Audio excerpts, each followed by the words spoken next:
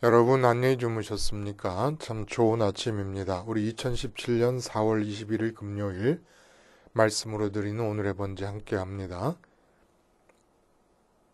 에스더 2장 19절에서 23절까지 말씀으로 같이 합니다.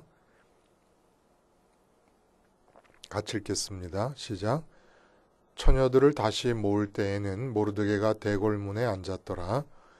에스더는 모르드게가 명령한 대로 그 종족과 민족을 말하지 아니하니 그가 모르드게의 명령을 양육받을 때와 같이 따름이더라. 모르드게가 대궐 문에 앉았을 때에 문을 지키던 왕의 내시 빅단과 데레스 두 사람이 원한을 품고 아하수에로 왕을 암살하는 음모를 꾸미는 것을 모르드게가 알고 왕후 에스더에게 알리니 에스더가 모르드게의 이름으로 왕에게 아뢰는지라 조사하여 실증을 얻었으므로 두 사람을 나무에 달고 그 일을 왕 앞에서 궁중일기에 기록하니라. 오늘 우리가 함께 읽은 말씀 중심으로 상위 가치와 하위 가치 담당자 선정이라는 제목의 하나님 말씀 증거합니다. 상위 가치와 하위 가치 담당자 선정. 여러분, 그 법원에서 이제 범죄자로 의심이 가는 피고를 앉혀놓고 판결을 내릴 때 그 판결 기준에서 모든 판결에 적용되고 있는 절대적인 기준이 있다 그러면 가치의 문제입니다. 가치의 문제. 예를 하나 들어보면 남편이 아내 몰래 생명보험을 들었습니다. 그리고 차를 타고 가다가 앞자리에 앉아있는 아내가 이제 운전도 못한 사람인데 물속에 차를 빠뜨려가지고 자기는 빠져나오고 아내는 죽게 만들었습니다. 이 사실이 드러났어요. 이 이유를 알고 봤더니 아내 몰래 들어놓은 그 생명보험금을 타려고 그랬다고 하는 것이 이제 밝혀졌습니다. 그래서 이제 종신형 언도를 받게 됩니다. 이 뭐 실제 있었던 얘기예요. 장모 씨가 보험금을 타기 위해 아내를 살해했다는 그런 사건이. 이때 종신형이라고 하는 무거운 형벌을 선고하게 되는 그 가장 핵심적인 이유는 바로 가치의 전도 행위를 했다는 겁니다.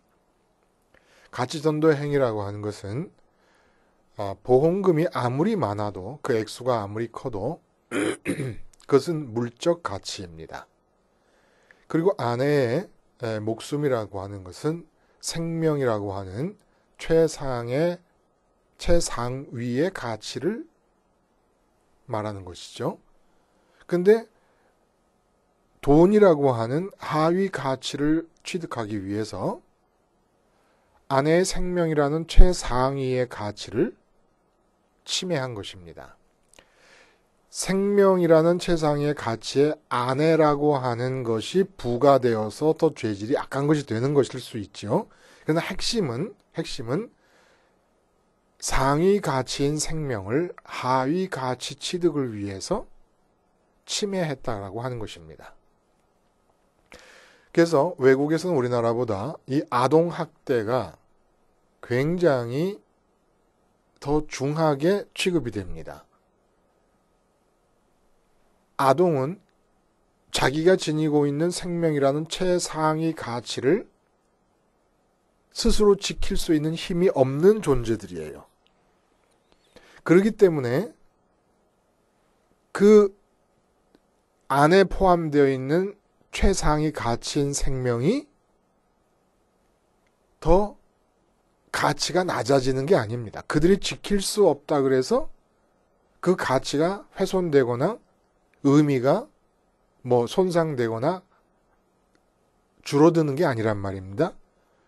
근데 똑같은 어른과 똑같은 생명의 가치를 가지고 있는데 그들 스스로가 방어할 수가 없기 때문에 아동의 생명이나 아동의 인권을 학대하고 유린하고 남용하게 될 경우에 그 죄가 훨씬 더 크게 된다는 거예요. 이것이 영적으로도 똑같습니다. 결국 죄는 무엇입니까? 가치 전도의 행위를 하는 것이 바로 이 죄라는 거예요. 이 행위라고 할 때는 마음에서의 생각부터가 이미 가치 전도의 행위로 나타나기 시작합니다. 그래서 주님께서 이런 말씀하신 것을 우리가 다 기억을 할 것이에요. 여러분, 무엇을 먹을까, 무엇을 마실까 염려하지 말라. 몸이 음식보다 중하고 목숨이 옷보다 중하지 아니하냐, 이런 얘기를 합니다. 주님 말씀하신 것이 바로 이게 가치의 위치를 염두에 두고 너희는 상위 가치를 염려할 것이지 하위 가치를 염려하지 말라는 겁니다. 그래서 사람이 산다는 것은 목숨을 사용하는 것 아닙니까? 그러면 어느 게 하위 가치고 어느 게 상위 가치냐를 어떻게 정합니까? 목숨을 기준으로 정한다는 겁니다. 그래서 목숨을 기준으로 봤을 때 목숨보다 하위 가치에 대해서는 우리가 그것을 위해 염려하지 말라는 거예요. 왜냐하면 목숨이라고 하는 가치를 그보다 더 못한 하위 가치로 사용하라고, 하위 가치를 위해 사용하라고 목숨을 허락하고 계신 게 아니라는 겁니다. 이게 죄가 된다는 거예요. 그러면 하위 가치는 어떻게 하냐? 우리가 목숨을 유지하기 위해서는 마실 것과 먹을 것이 필요하고 또 의복이 필요한데, 그럼 이런 하위 가치, 옷보다 의복, 음식보다 그리고 뭐 먹을 것과 마실 것보다 목숨이 훨씬 더 상위 가치인데 이 상위 가치인 목숨을 가지고 하위 가치에 종사할 수 없다면 그럼에도 불구하고 목숨을 위해서는 목숨의 유지를 위해서는 옷이 필요하고 음식이 필요하고 물이 필요하지 않느냐. 그럼 이것들은 어떻게 하냐? 이 하위 가치들은 어떻게 해야 되느냐?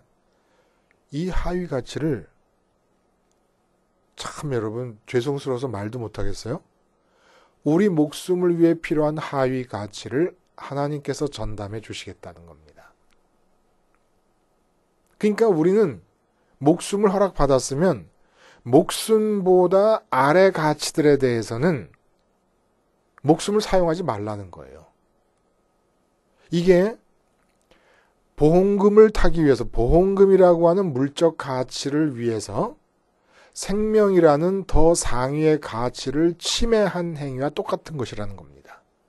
내가 무엇을 먹을까, 무엇을 마실까, 내가 어떻게 돈을 많이 벌 수 있을까 라고 하는 것이 목숨보다 하위 가치에 목숨을 투자함으로써, 목숨을 투입함으로써 보험금을 타기 위하여 아내를 살해하는 것 같은 죄악을 저지르고 있다는 얘기입니다.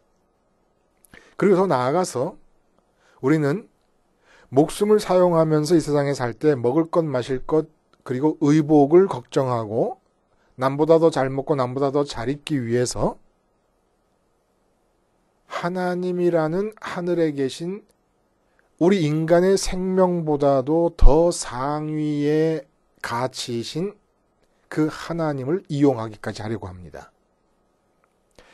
보험금을 타려고 아내를 죽인 이 형벌보다 이 세상에 사는 동안에 목숨을 사용해서 내 목숨보다도 하위 개념인 것들을 얻기 위하여 하늘에 계신 최상위의 가치이신 하나님을 끄집어내려서 투입하려고 하는 이 죄악이 얼마나 큰 죄악이냐 하는 것을 우리는 새삼 말할 필요가 없다는 것입니다. 오늘 본문은 모르드게 이야기가 나옵니다. 그러니까 에스더의 사촌 오빠인데 나이 차이가 많았는지 사촌 여동생 에스더를 부모가 딸 키우듯이 그렇게 키웠다고 하는 얘기가 나오지 않습니까? 근데 그 모르드게가 이제 에스더를 왕후 간택을 위하여 페르시아 관리들이 출중한 인물의 이 소녀들을 모집할 때 거기 끼워 넣고 또 외모가 기본적으로 뭐 그 예선이 있는 것처럼 예선과 본선이 있는 것처럼 예선식으로 동네 와서 외모가 출중하다고 내놓은 그 여러 딸들 중에서 아마 골랐을 것 같아요. 관리들이 선택해서 데리고 갔었을 것 같은데 본선에 진출시키기 위해서 그 틈에 끼워서 보내고 종족과 민족에 대해서 얘기하지 말라. 이 얘기는 어제 말씀드린 대로 도저히 에스더의 신분으로는 될 수 없는 왕후 자리에 하나님께서 주권적으로 역사하셔서 세웠다라고 하는 것을 강조하기 위해서 오늘 본문에도 또 이야기가 나옵니다. 그래서 에스더가 왕후가 된 뒤에 모르드게 얘기가 나오는데 모르드게는 아마 이제 그곳에 태어난 사람이었으니까 어떻게 자격을 얻어가지고 궁궐, 대궐의 문지기로서 벼슬아치 생활을 했던 것 같아요. 근데 그 문을 지키고 있었던 다른 관리들, 내시들 아마 이 모르드게보다는 더 상전들이 아니었겠나라는 생각을 해요. 왜냐하면은 왕을 죽이려는 암살 음모를 꾸밀 정도니까. 그리고 대궐 문을 지킨다고 하는 것은 왕의 생명과 직결되는 것이기 때문에 그 대문을 출입하는 사람들을 관리해야 되기 때문에 신뢰가 아주 돈독한 신하들을 세우는 거 아니겠습니까? 문지기 책임자로. 그렇게 왕의 신뢰를 얻고 있던 문지기 관리인 내시 두 사람이 왕을 죽이려고 음모를 꾸미는 것을 모르드게가 우연히 엿듣게 됩니다. 그래가지고 그 사실을 에스더에게 얘기해주고, 그러니까 자기 결국은 뭡니까? 그 여동생의 남편이니까 매제라고 해야 됩니까? 자기 매제인 아하수에로의 왕을 죽이려고 하는 것을 에스더에게 얘기해서 에스더가 모르드게의 이름으로 이 사실을 아뢰고, 그리고 그 사건 전모를 다 파헤쳐서 사실임을 확인한 뒤에 그 두 사람을 죽였습니다. 그리고 그 사실을 궁중 일기에 기록을 해놨는데 이상한 것은 그 당시 즉시로는 이러한 모르드게의 공로에 대해서 어떠한 상도 주어지지 않았다는 거예요. 나중에 유대인들이 말살 위기에 처했을 때 모르드게의 이 공로가 정말 우연히 다 하나님의 섭리지만 이 세상적인 입장에서 보면 우연히 왕이 궁중일기를 읽게 되면서 모르드게를 높은 자리에 세워서 대적인 하만을 죽음으로 몰아가는 그런 일이 벌어지지만 오늘 본문만 놓고 볼 때 에스더가 왕으로 간택된 사건 뒤에 모르드게가 왕의 목숨을 구한 사건의 의미가 무엇이겠느냐라는 겁니다. 말씀드린 대로 에스더가 왕으로 간택된 것은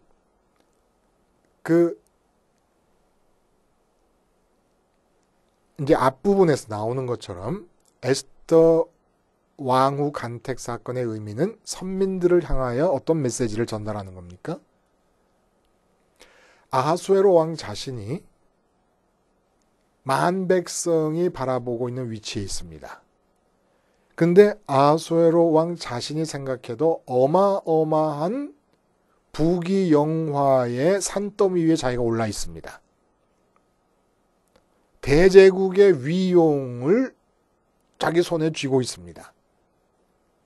그래서 백성들에게 자랑하고 싶었고 백성들도 아하수에로 왕에게 시선을 고정시켰을 때 아하수에로 왕이 누리고 있는 부귀영화의 산더미를 보면서 정말 그 끝자락, 그 산더미의 좁쌀 같은 티끌만한 부분이라도 성취하기 위해서 일평생 숨을 값비시면서 쫓아가고 추구해가는 삶을 살았다는 겁니다. 근데 선민들이 여기 휩쓸려 버린 거예요. 이 물결에. 선민됨이 말살되는 위기에 처해 있어요. 근데 도저히 왕후로 간택될 수 없는 처지에 있는 에스더를 하나님이 단숨에 왕후의 자리에 앉히십니다. 그래서 아하수에로 왕이 누리고 있는 부귀영화의 산더미 전체가 동시에 왕후 에스더의 것이기도 되게끔 하십니다. 이 사실을 통해서 하나님이 말씀하시려는 바가 뭐였습니까? 선민들아, 너희들은 아하수에로 왕이 누리고 있는 부귀영화의 끝자락을 부여잡고 꿈을 삼고 비전을 삼아서 그것을 이루겠다고 사는 자들이 아니다라는 것을 가르쳐 주신 겁니다. 부귀영화의 산더미에 에스더가 단숨에 올라갔다. 이 얘기는 우리가 마음과 뜻과 힘을 다해 진정과 열심으로 추구할 대상이 아니라는 걸 뜻한다는 거예요. 그것은 전적으로 하나님께서 주관적으로 하나님의 계획과 섭리를 따라서 필요하면 주시고 필요 없으면 가져가시는 것이지 우리가 마음과 힘과 뜻을 다해 진정과 열심으로 추구해야 될 것 아니라는 걸 보여주시기 위해서 에스더를 그 자리에 올렸다는 겁니다. 에스더는 아무 열심과 진정과 마음과 뜻과 힘을 다한 것이 없지 않습니까? 그 모르드게의 사건은 그럼 뭐냐? 에스더가 부정적으로 하지 말아야 될 것, 마음과 뜻과 힘을 다해 목숨을 사용하면서 살지 말아야 될 것들을 얘기했다면 모르드게의 사건은 관심해야 될 것, 에스더는 하지 말아야 될 것을 얘기했고 모르드게는 해야 될 것을 얘기했다는 겁니다. 모르드게의 사건이 바로 상위 개념을 추출해서 이 선민들의 눈앞에 제시하고 계시는 사건이라는 거예요. 자, 보세요. 아하수에로 왕의 목숨을 구했다. 모르드게가. 모든 사람이 아하수에로 왕을 바라볼 때 마음이 가 닿는 부분은 아하수에로 왕이 누리고 있는 부귀영화입니다. 이 세상의 가치들이에요. 근데 모르드게는 어느 부분에 가서 관여하게 되느냐? 왕의 목숨 부분에 관여하게 됩니다. 별의별 부귀영화가 다 있어도 아하수에로 왕의 목숨이 없어지면 무슨 의미가 있겠습니까? 그래서 예수님께서도 마태복음 6장 26절 이렇게 얘기하시잖아요. 사람이 만일 온 천하를 얻고도 제 목숨을 잃으면 무엇이 유익하리요?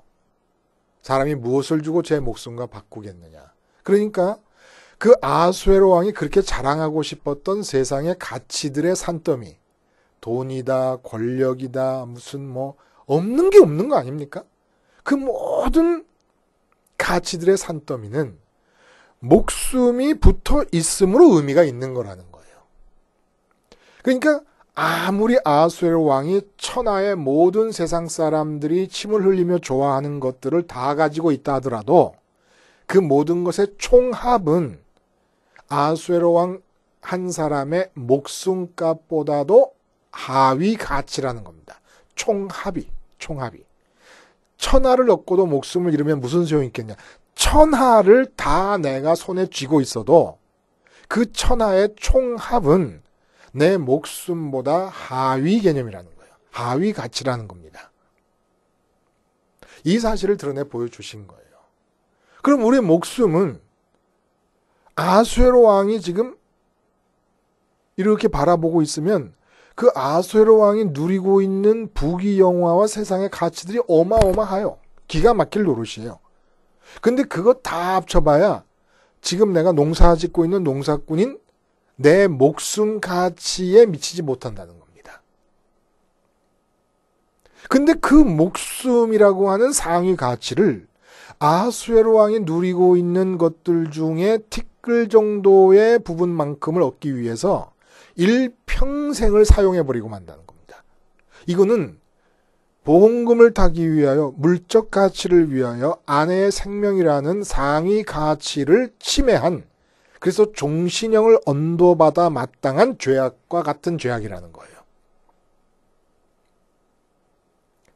목숨을 분리해내는 거예요. 모르드게의 목숨을 구한 사건을 이렇게 사용하시면서 우리에게 메시지를 전해주시는 겁니다. 아하수에로 왕의 그렇게 선민까지도 침을 흘리며 좋아하는 그 부귀영화. 그것이 목숨이 없으면 무슨 소용이 있냐.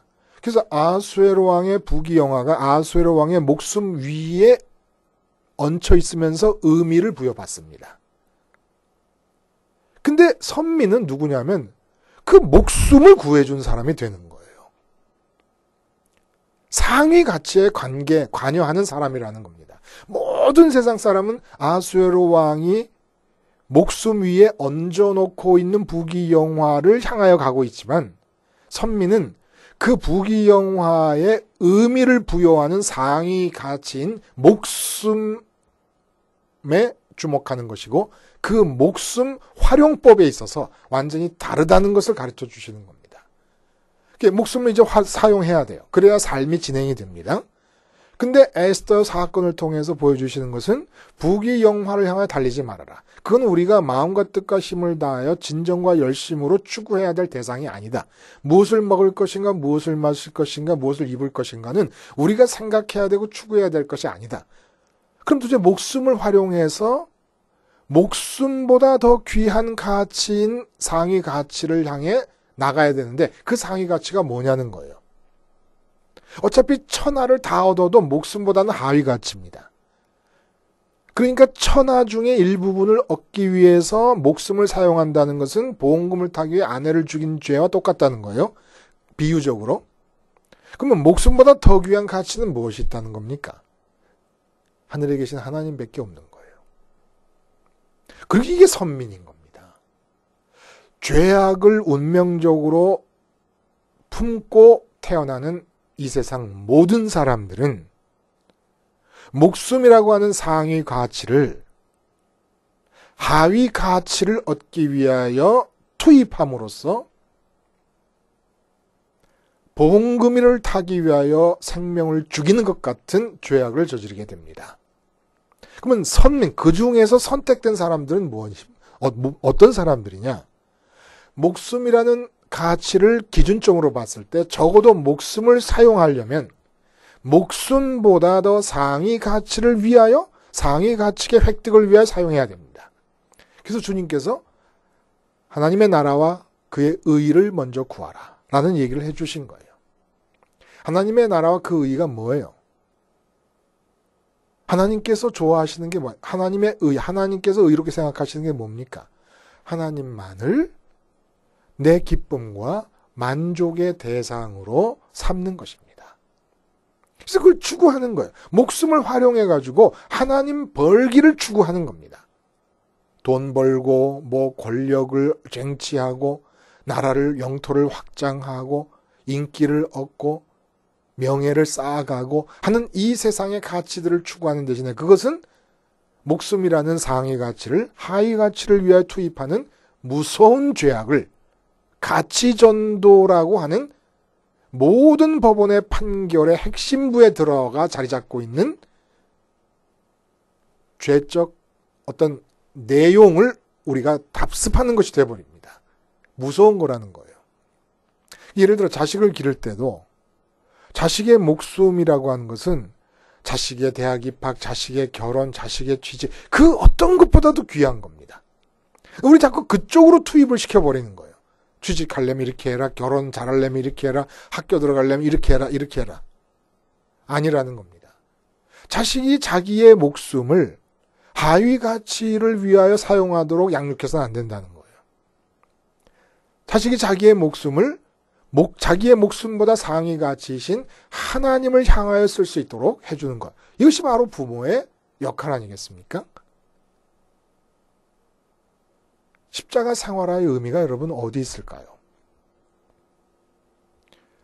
목숨을 하위 가치를 위한 이 세상의 돈이라든지 건강이라든지 오래 사는 것이라든지 등등의 이러한 가치를 위하여 사용하는 것도 모자라가지고 아까 말씀드린 대로 이제는 하늘에 계신 하나님이라는 최상위 가치를 투입하려고 합니다. 이 정도로 죄적 성향이 죄질이 악한 거예요. 이것은 보험금을 타려고 아내를 죽이려는 것이 아니라 이 세상의 하위 목숨의 가치보다 아래 가치인 하위 가치들을 획득하기 위하여 하나님의 이름을 부르고 하나님의 능력을 그쪽으로 끌어들이려고 하는 행위는 남편이 아내를 죽이는 것보다 더 악하게 하나님을 죽이는 행위와 똑같다는 겁니다. 이게 얼마나 무서운 거라는 걸 알아야 된다는 거예요.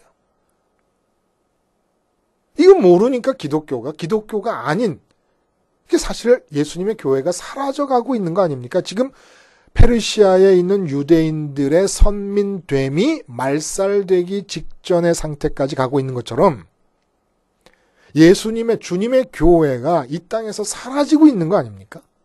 상황 자체가. 십자가를 상활화해야 돼요. 자꾸 가치전도 현상이 일어납니다. 타고난 원죄의 체질 때문에. 이 원죄의 체질에 의해서 끊임없이 우리는 가치전도의 현상을 삶에서 만들어내려고 합니다.